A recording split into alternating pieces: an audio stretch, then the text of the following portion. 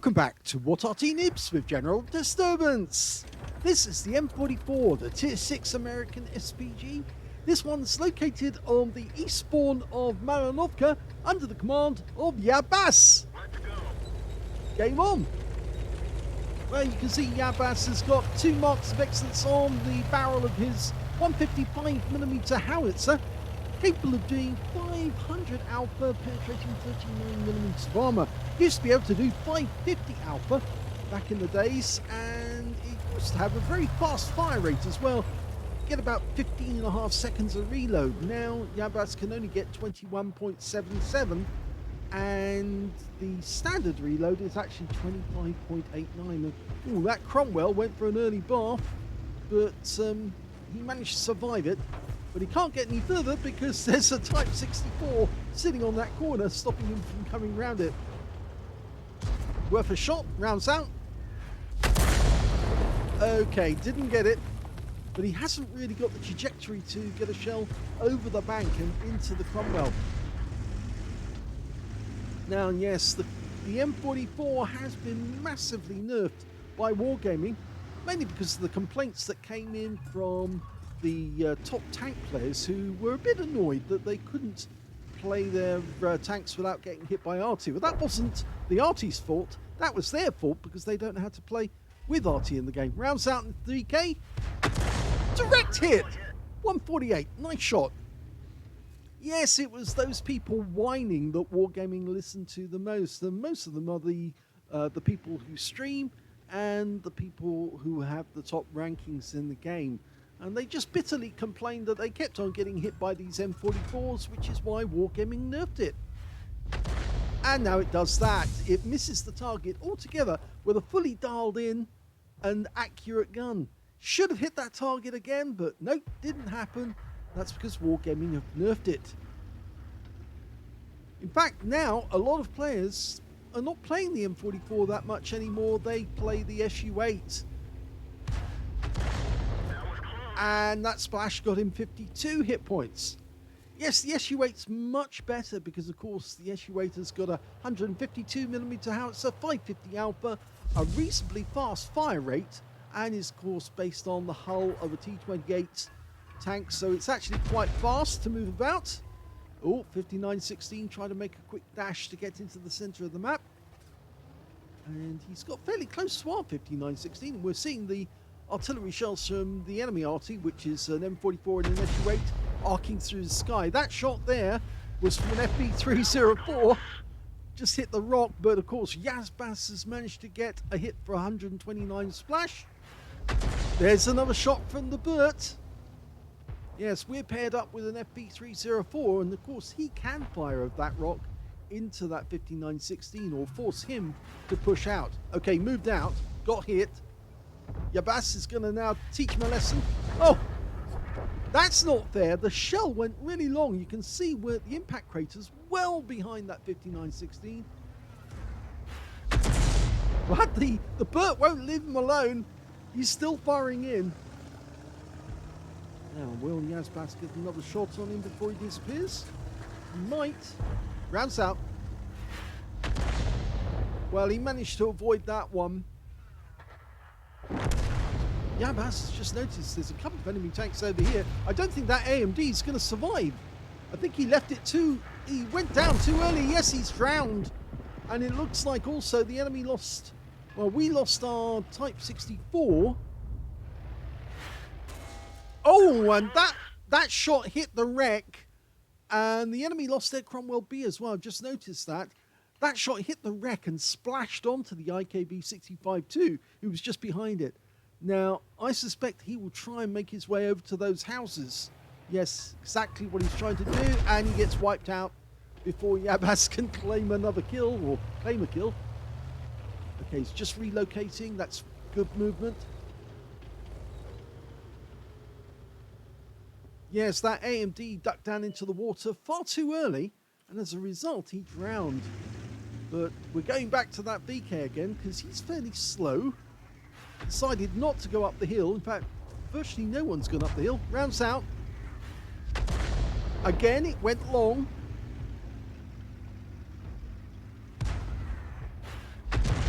And I think that was a shot from the Burt. The Burt's moved up. He's actually on the spotting hill now, firing at the enemy tanks on the opposite side.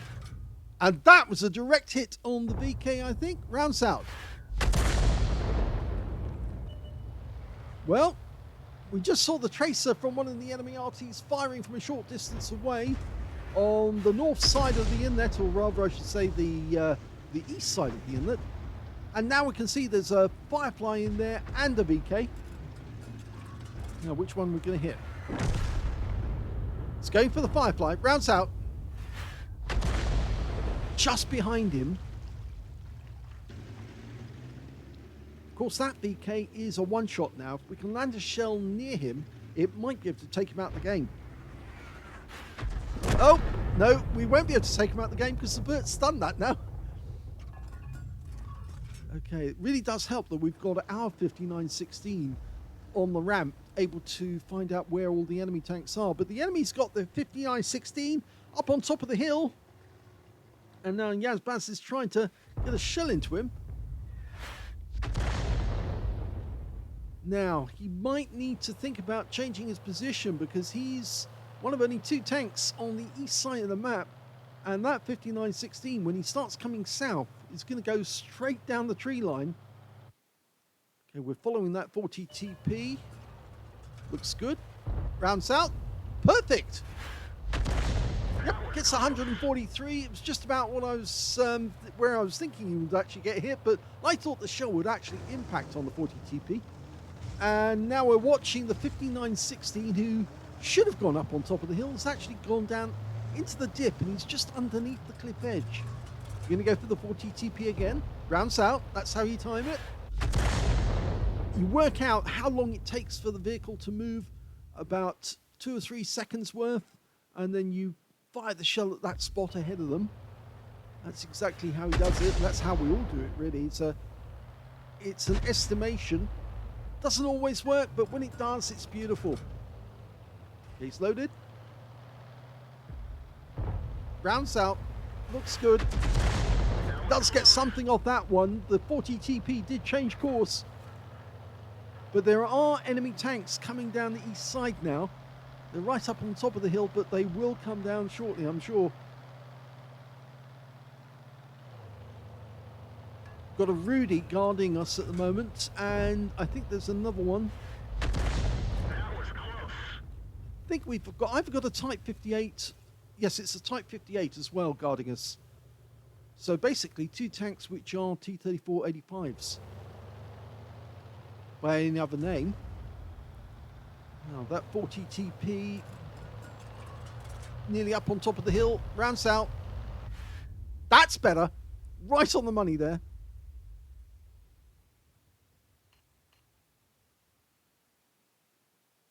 Now the enemy's 1 tank up on us.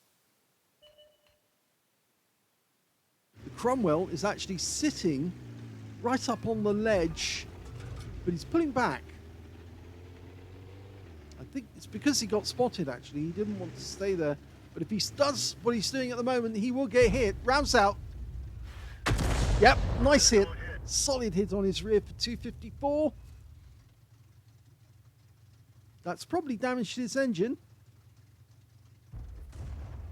Yes, he's taking fire.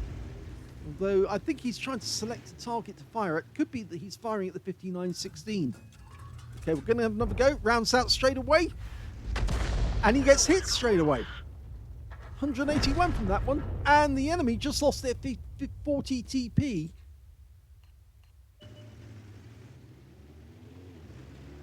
So we're even on numbers now. Cromwell moving down the hill. And, oh, no, this is interesting. And that was so close. What's interesting is that there are no enemy tanks up on top of the hill anymore. They've actually pulled back. They did have 2 tanks up on the hill, but they've pulled back now. So we've got the Firefly 5C, who seems to be stuck in this position here, not moving because of the 5916. And that one went long. Our Type 58 and Rudy, it seems to be working together, but I'm pretty sure that the Cromwell has gone into the tree line at A5, in which case they might need to use the ground effectively to try and approach that little ruined house or ruined church at A6 and try and get into the wood before they get spotted. The Rudy's pulled black.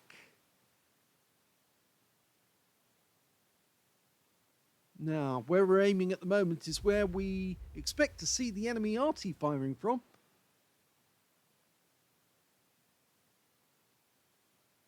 Either that or the Cromwell. The 5916's trying to do some spotting. He's moved up.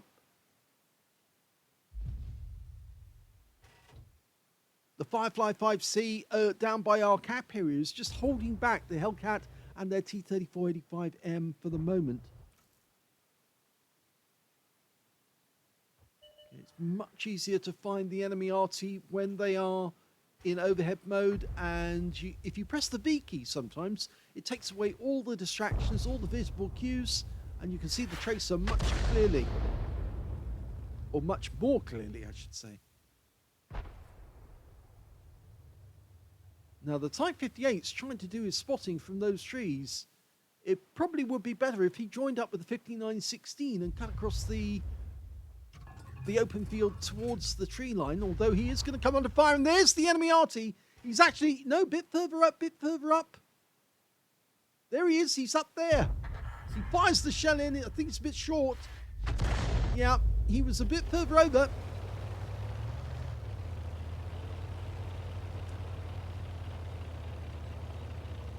Well, one thing they can do now is that Yabaz can actually move right into the middle of the village, right up on top of the hill. And the Hellcat's been spotted near their cap. Now, he is active, dialing in as fast as we can, because, of course, that guy's got no armor. This shell should be very damaging to him. Rounds out, looks good. And it was 176. The guy moved into the field of fire. Oh, he just got wiped out by our Type 58. So the Hellcat's no more. Now, did we get any spot? No, we didn't get any stun assist off that because he'd already lost his stun. But it now kind of puts the pressure on the enemy tanks. We're aiming towards where the T-34 was last sighted. Oh, we've just been hit by the enemy Arty, who worked out where we were. Now, that might be because it was the M44 that we was firing against in the woods. And now we've noticed the T-3485M has been spotted. Now, can we get a shot in? It's not dialed in yet. Let it settle. Got another 5 seconds or so. That's the 2-minute warning.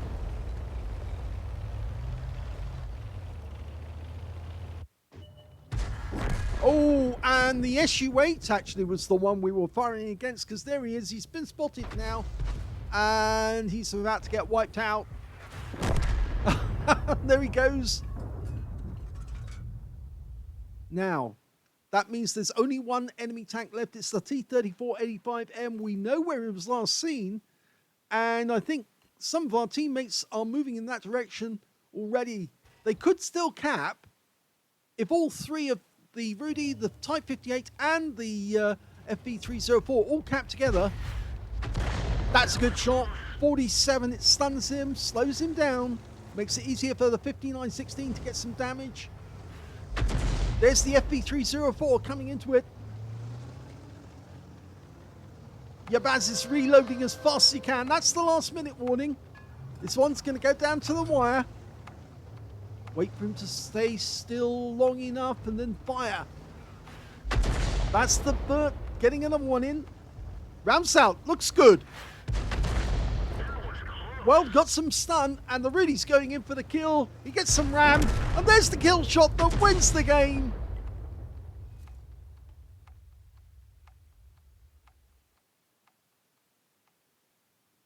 Here's the end of battle stats, and that was a second-class tanker for Yabaz in the M44. He got a bruiser medal for getting at least 5 critical hits in this one. He managed to get 11, And he also got a Confederate for hitting more of the enemy than anyone else on his team, at least 6 tanks subsequently taken out by other teammates. His win rate was 2,545, which is Unicum standard. Let's have a look at the team scores and see where he came. Well, he didn't get the highest damage in the game because that went to the Bert on our team with 1,769 hit points. Yes, he was pretty prolific, you could say. Second highest damage actually went to Yazbas, who managed to get 1,652. And the third highest damage went to the T-3485M on the enemy team. And yes, that was the guy who died the last. And I don't particularly like his name, to say the least. Anyway, less said about that, the better. When it came to kills, it was actually shared. Oh, no, it wasn't shared. Sorry, it was the top spot was that Hellcat on the enemy team. He got 4 kills. Then 3 kills was shared between the FB304 and the Rudy. And 2 kills went to the 555C of 5916, who also got a patrol duty medal. And they were in joint third place. Yabaz didn't get any kills, but that did help him to get that Confederate. And when it came to base XP, he's a lot higher up the table because the 5916 did 947, the Rudy managed 810, the Cromwell B 783, and then we've got Yabas with 713. He fired 28 rounds in that game, and he got 3 direct hits on the enemy, but no penetrations, 16 splashes, 1,652 hit points of damage, all of it done at more than 300 meters. He did get splashed once by the enemy M44, managed to work out where he was, but didn't get it close enough to actually do some damage. I suspected that I thought the shell that he fired counter battery actually might have upset the other enemy enough to actually make him want to counter battery Yaz, but it may actually be, it may actually be that it was the SU-8 that he was firing against, not the M44, because after all, the SU-8 was discovered in that spot shortly after. 7 enemy vehicles were damaged, none were killed, but again, that enhances his Confederate. 155 hit points of damage assistance and 480 hit points of stun assist off 16 stuns. On a premium count, he earned 36,237 credits for the battle, and after repair and ammunition resupply, took away 21,614 credits profit. 1,069 XP for the game, 535 for completing a mission, and 1,604 experience points altogether. So that was a decent game in the M44, even though Wargaming has heavily nerfed it. You saw quite a few shots that Yabas fired at the enemy. Didn't actually go anywhere near the spot where he was actually aiming at. They either went long or they missed the target altogether.